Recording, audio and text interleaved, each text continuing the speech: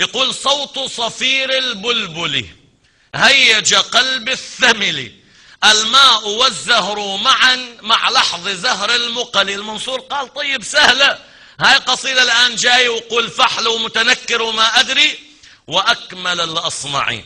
صوت صفير البلبل هيج قلب الثمل، الماء والزهر معا مع لحظ زهر المقل، وأنت يا سيد لي وسيدي وموللي، فكم فكم تيمني غزيل عقيقلي، قد طفته من وجنة من لحظ ورد الخجل، فقال لا لا لا لا, لا وقد غدا مهرولي. يقال المنصور أراد أن يحسب اللاءات وإذا هي أكثر من 3، فقال لا لا لا لا, لا وقد غدا مهرولي، والخوذ مالت طربا من فعل هذا الرجل، فولولت وولولت ولي ولي يا ويللي، فقلت لا تولولي وبين اللؤلؤ لي، قالت له حين كذا انهض وجد بالنقل، وفتية سقونني قهوة كالعسلل، شممتها بأنفي أزكى من القرنفل، في وسط بستان حلي بالزهر والسرور لي، والعود دندن دنلي، والطبل طبطب طبلي،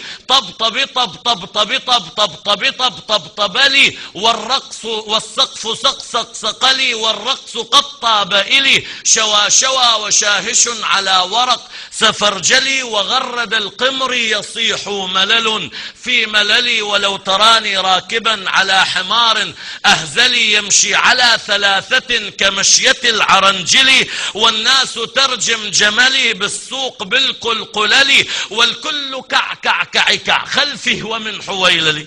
هاي لو تطبعها ما تنطبع معك كعكع كعكع. صلى الله عليه وسلم.